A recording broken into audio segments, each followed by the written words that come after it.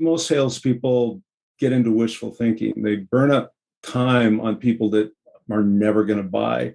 I'd say if there's one thing I did is I qualified early, hard, and I had masterful use of questions. And I would often turn somebody into a buyer that everyone else said there was no way.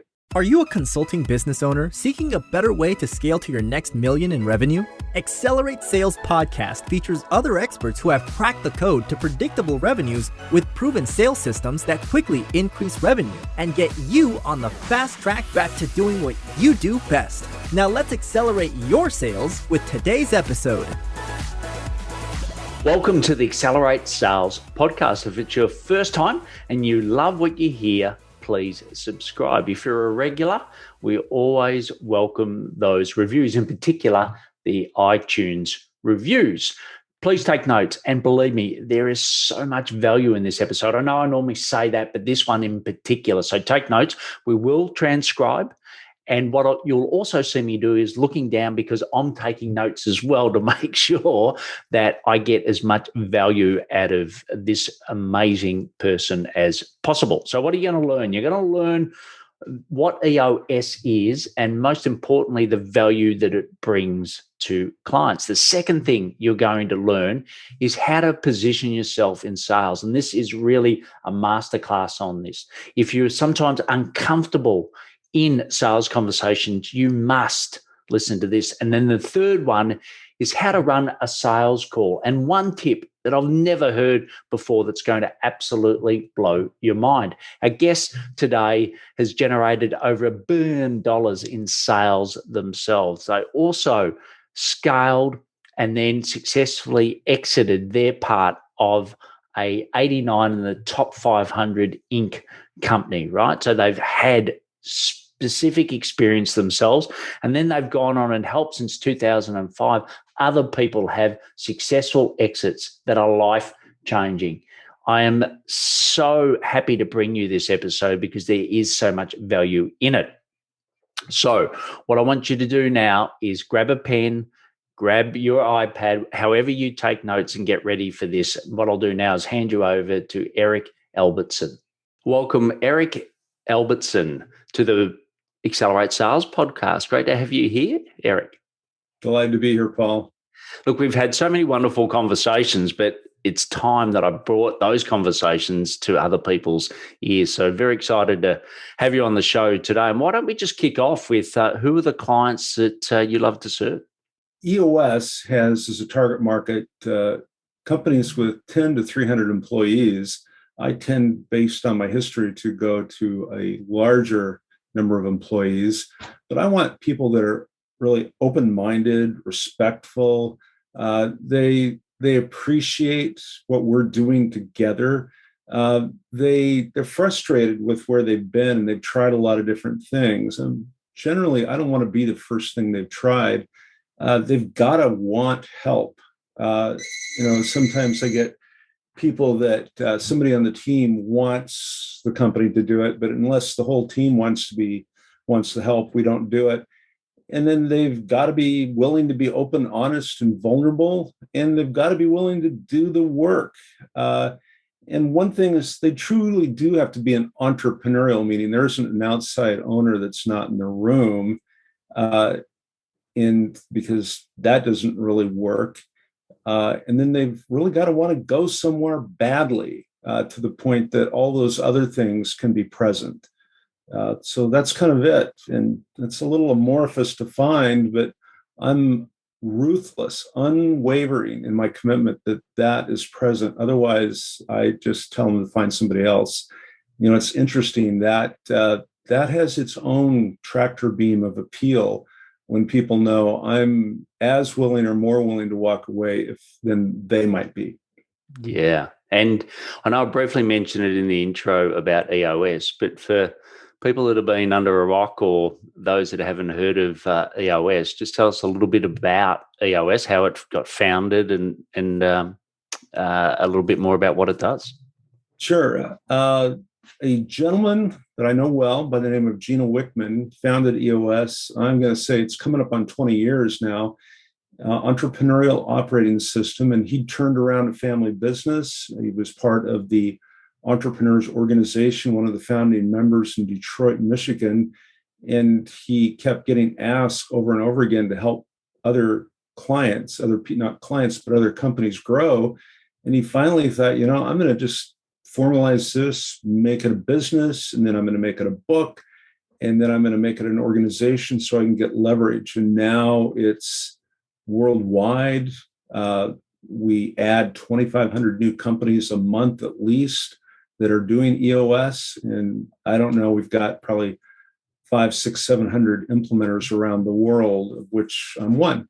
And I'm a certified, which means I do a lot of sessions every year. I frequently do 100 to 120 sessions in a year.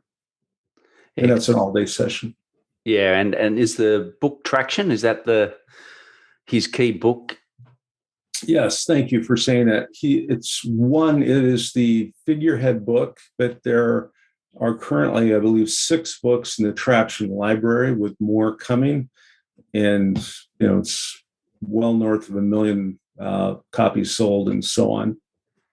Yeah, it's definitely I've got the audio book and I listen to it at least once a year. So it's sort of my go-to. Right.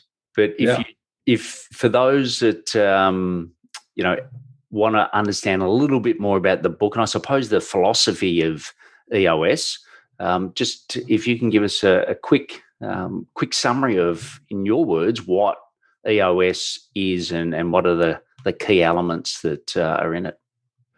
Sure. Well, so EOS is really it's a way for an entrepreneur to get more of what they want from their business and frankly, less of what they don't want. It's a collection of simple, practical, easily used, immediately beneficial tools that help a company get 3 things primarily: vision, traction, and healthy. So to begin with, typically any company is at the leadership team not particularly clear on their vision. In fact, I've never in hundreds of companies had a leadership team that really was clear on the vision, where they are, where they're going, how they're going to get there. They're typically not really making traction against that vision in a daily, weekly, monthly, quarterly, annual fashion. And then they're not doing so in a healthy way. They're anything but a cohesive, functional team. And then as goes that leadership team, we get them into vision, traction, and healthy. And then they're pretty soon the whole company's following behind. And there are 6 key components: vision, there's people, data, issues, process, and traction. And it's elegant. Its main differentiator from everything else is that it's elegantly simple and straightforward to do. And I have not had a client that after I left that they stopped doing it. Everybody keeps doing it because it pays early, it pays at every step in the way. And over the long haul, people have conviction that they'd be crazy not to do it. So yeah, I love it. Why did you pick EOS in the... Interesting. I sold my Inc. 500, number 89, my part of it anyway, in 2005, and wanted to go do something to give back after that. And I'd been consulting, and one of my clients that we were getting ready to put into a mergers and acquisition cycle to sell said, "Hey, we read this book, Traction, and it's like you wrote it." And I thought, well, I got to read that. And I read it and I thought, well, I wish I'd written it. It was so elegant, to the point, well structured and simple.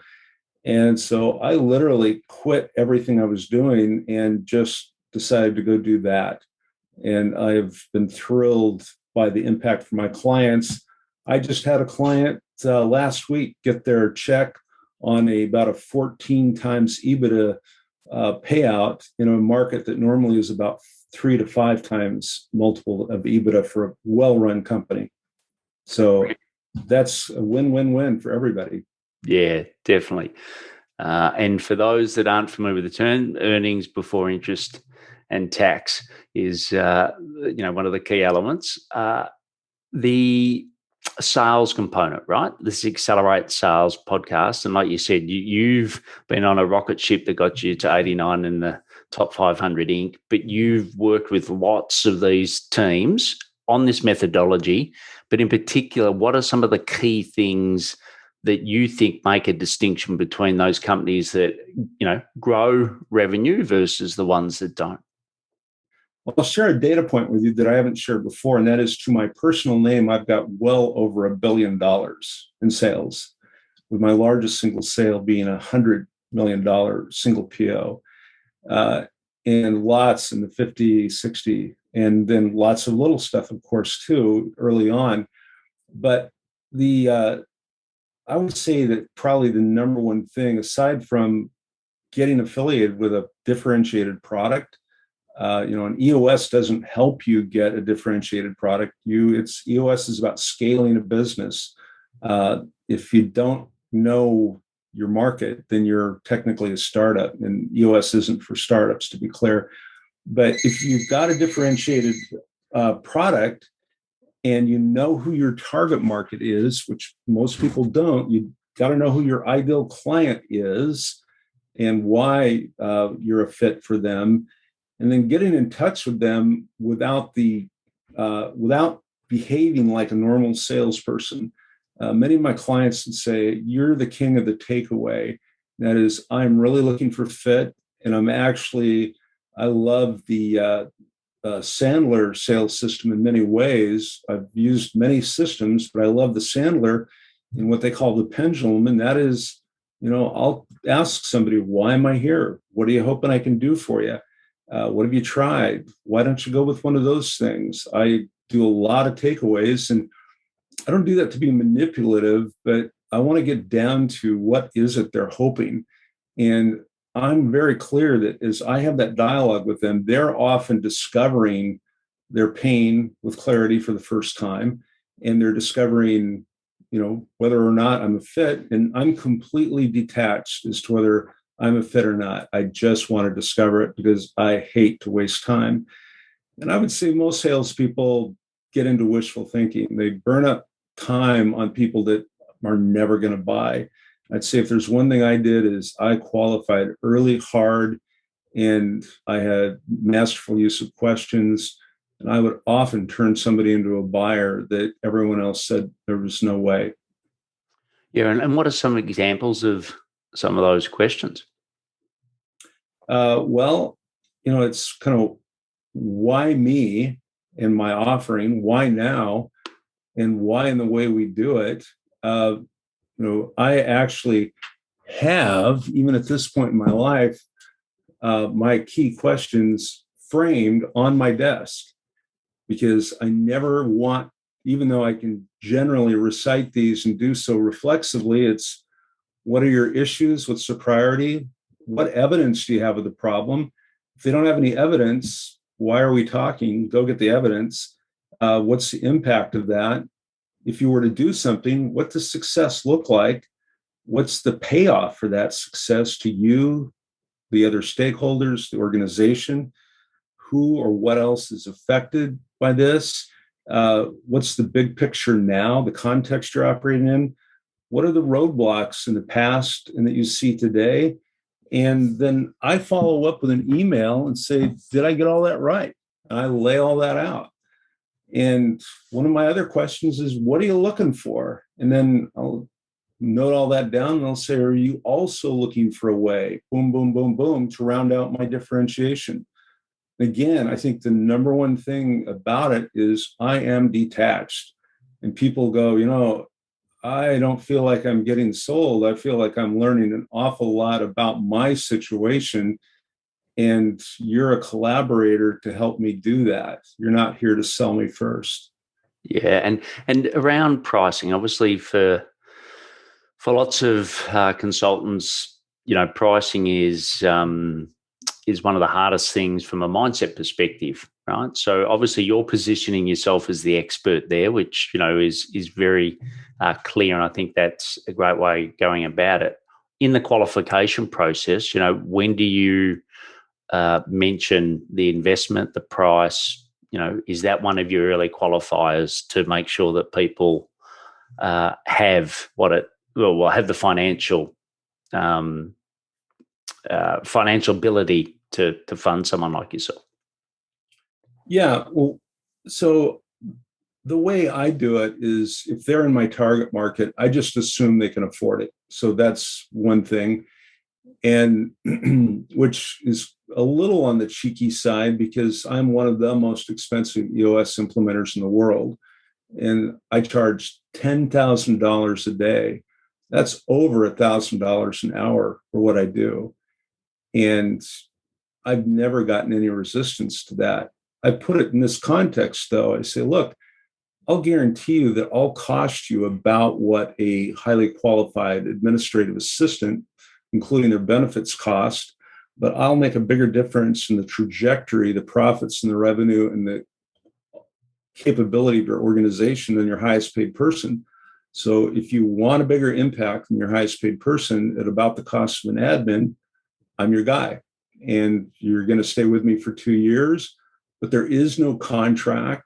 There is no obligation. In fact, at the end of the session, and every EOS person who's doing it by the book will say this, if you get to the end of a session, you don't feel like you got your money's worth, you don't pay.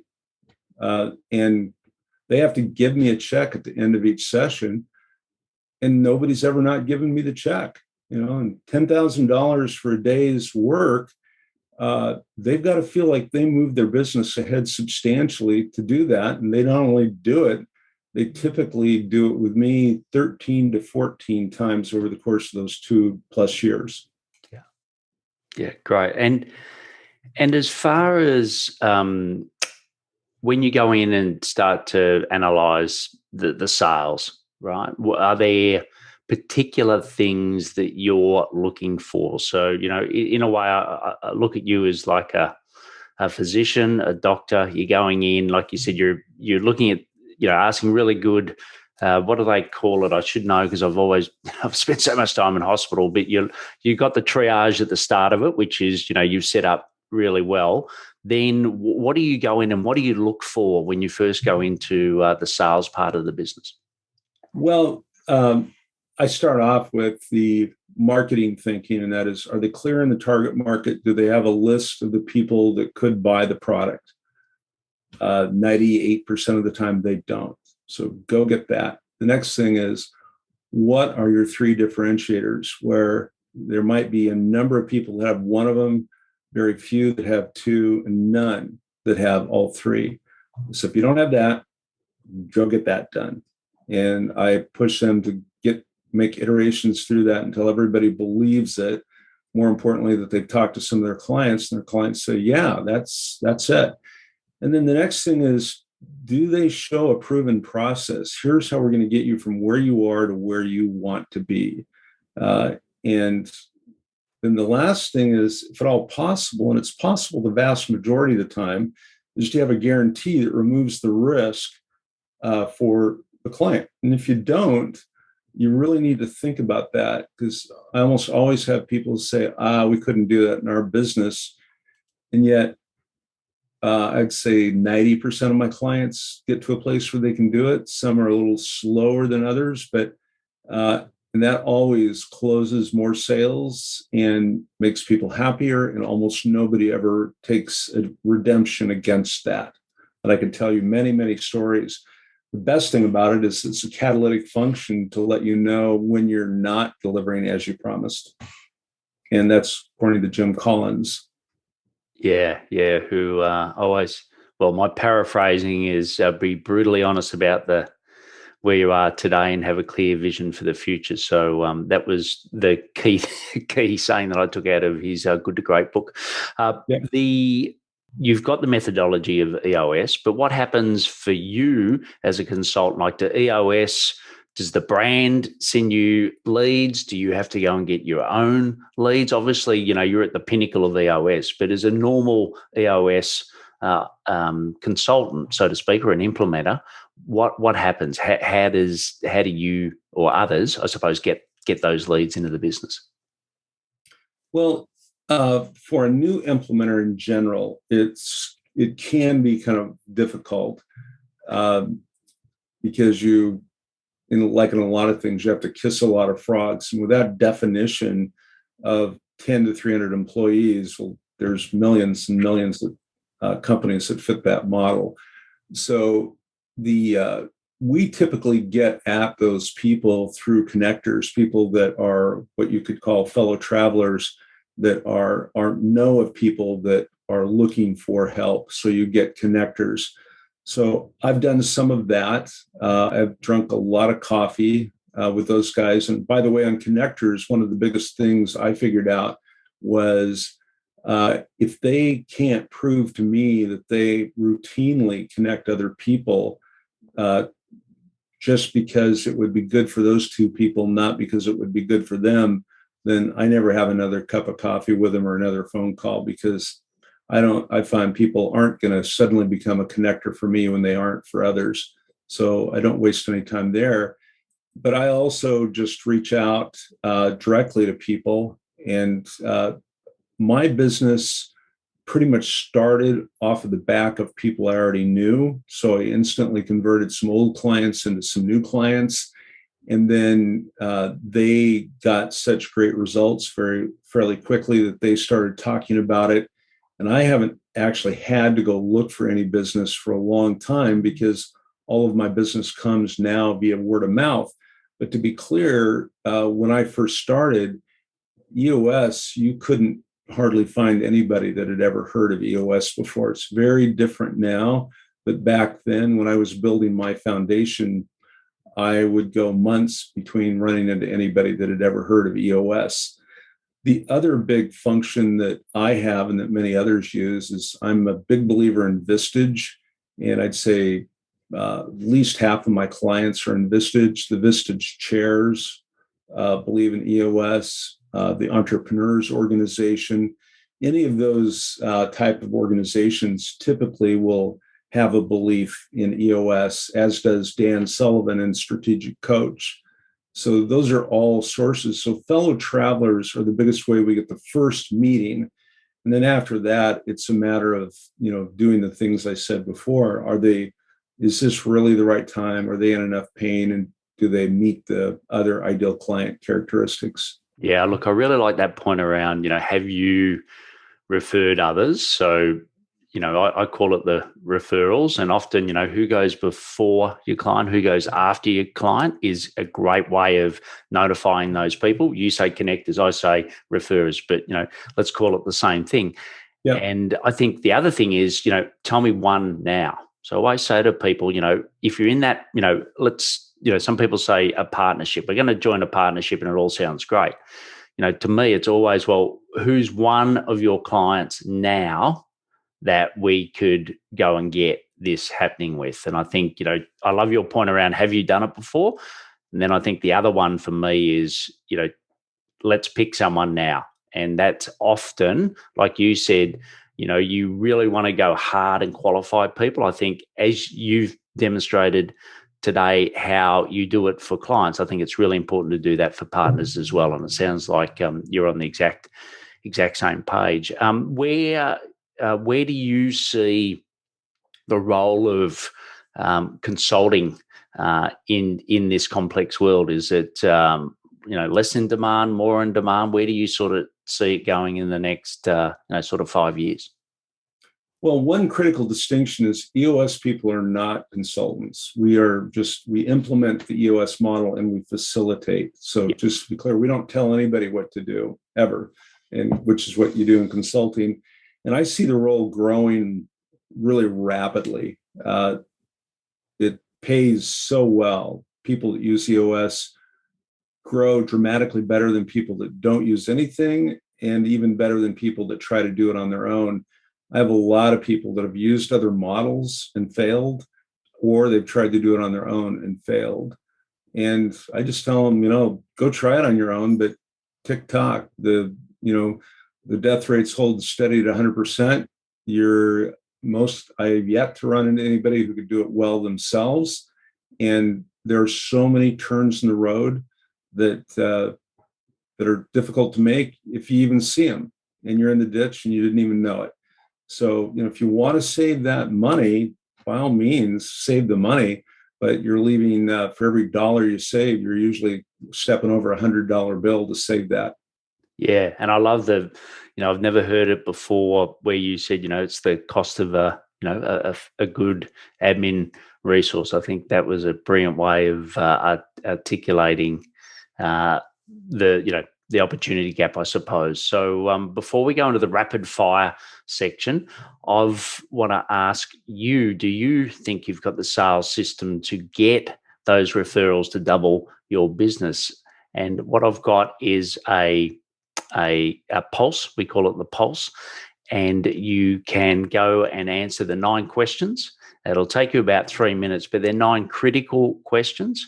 And once you've answered those, then there's the opportunity for you and I to work on a plan. It's not a sales call, and I very much follow Eric's approach. It's just helping you identify what those gaps are to get more referrals. So if you go to paulhigginsmentoring.com/pulse, you can answer those 9 questions in 3 minutes. So now we're going to go into the rapid fire section. Eric, are you ready? Well, yes, but let me just make a quick comment. Yeah. Getting coaching is, in my book, I've always paid for that. I've always invested myself.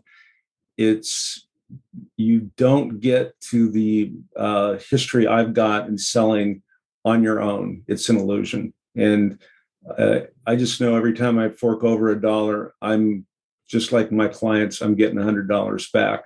The exact timing of that isn't always exactly clear, but it's always sooner than I thought. So for whatever it's worth. So yes, let's do the rapid fire. Yeah. And just to build on that, I think, often I look at people who've come out of corporate, they've got a really good business, but they haven't had, 28 years worth of experience. And in my case, I grew up in the Coca-Cola world, which, was like some of the great tech brands that you've worked for in the past and built. Coca-Cola knows their sales fairly well. And it just 28 years of experience, if you can buy that at $1,000 an hour or $10,000 a day from someone like yourself, yes, you could spend 28 years learning it, but, just to compound that learning in a contextual way, I think is perfect. So I'm like you, I always have mentors myself. And I think, that's the difference often between success and not. So rapid fire. So what are some of the daily sales habits that make you successful? Well, the first daily habit is I write out my day's plan for the following day, the night before and the Sunday night before. So I know what I'm going to get done, and my time is blocked in 15 to 25-minute blocks. And I execute that plan, and then I review and see how I did, and I'm in constant learning. And then I make my target calls, and I don't pre-think what'll happen. I just do it. Just do it. Brilliant. And what's a piece of technology which is essential for you accelerating your sales? Well, I would have to say, I've used all the different CRMs, Salesforce.com, HubSpot, Marketo, all those. I would say those are a big help, but really it's my mobile phone, and I really know how to use my mobile phone. And ironically, a lot of people actually don't know how to use their phone all that well. There's a lot of little details that they just don't really understand. So, great. And which side of the fence do you sit? Pardon? Oh, I use an Apple. Apple. Okay. You're on the good side, according to me. So you mentioned a lot of ways that you collect information, through mentors, etc. For sales specifically, is there any resources that you go to at the moment that you could share with us to benefit? Yeah, well, certainly, using LinkedIn is really useful because it's well maintained. But the reality is, in your target market, going to somebody who's really good at building privately built lists and validating those lists, and only getting enough that you can actually actively get into prosecuting those lists. Know that data decays at 3 to 5% a month. So there's nothing worse than calling for somebody who isn't there, or having a dead number or a dead email or whatever. So good data is really the critical thing to so that you have no reason to not make that next phone call. And it's just bam, bam, bam, bam. Get somebody who knows what they're doing to do that for you. Don't try to do it yourself. You can waste a lot of time sorting things. Ideally, you're just one after another. Great. And you talked about when you did exit, or your part exit of the your company. You came into doing this because you wanted to give back. What are some other ways that you give back in life? I have had typically two people that I've mentored, and I've had a number of sources of people that have sent me people to be mentored. And I typically would mentor for 2 to 3 years, but I've done that for 35 years. I've always had a couple of people I've been mentoring all the time. There's no cost in that for the people that I have chosen. Now I onboard people to doing EOS. I always have a couple of people I'm onboarding, and it's a hard road for some to get up and get through what I call the valley of death, to getting to where they're good and they're making a living. And I'm happy to say really everybody that's been involved in my direct mentoring program is doing quite well. Thank you. Yeah, brilliant, brilliant. Well, the last question is around an action that we can take today. So what is one sales action out of all the wisdom that you've shared today that we can do to 10 times our business? Well, I would say that getting clear, EOS can provide you with a personal plan, a version of their vision traction organizer, but getting that down specifically, and getting your next quarter, your next year, your next 3 years, your long term down into smart formats so you know what you want. And at the very least, looking at that every day, knowing that your brain is a neutral engine, whatever you put into it, you'll get back out. And my best clients rewrite that every day in by hand because they understand the power of their brain. And so the final thing is when you've got a question or something that's stalling you, write it down the night before and put it by your bedside, and your brain will work on it and give you an answer. And I guess the final thing is there's a book called Tiny Habits.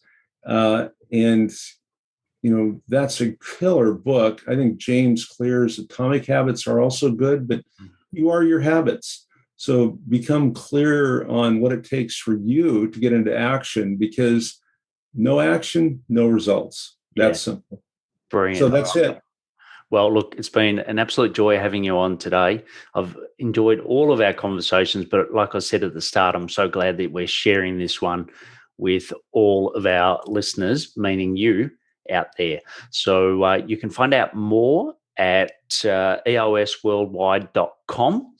And like Eric said, why, try to, I call it the highway of success. So, why take so many side routes and detours? Why not get a system that's proven it works? There's 2,500 people a month that are going to it. So why don't you go and have a look at it? And I highly recommend the book by Gino Wickman as well, which will have the links to that and everything in the show notes. So it's been a pleasure having you on today, Eric. Likewise, Paul. All the best to you and all of your listeners. Take care. What a wonderful interview with Eric. I promised up front that it was going to be great, and I hope that it met every one of your desires. So what I learned from the podcast, and really after I spoke to Eric, he just gave me another component to that VA. So I love how the admin, how he positioned himself. It's going to cost you about an admin person, but then the benefit you're going to get is material. But he also talked about anchoring it. So anchoring it to, what are you paying your top paid person? So let's say it might be, $750,000 a year. I'm going to give you more value than what they contribute to the business for the price of an admin person. So I think the way that he linked that, so that's the final piece for you. So you do it in your way, but I think it was brilliant.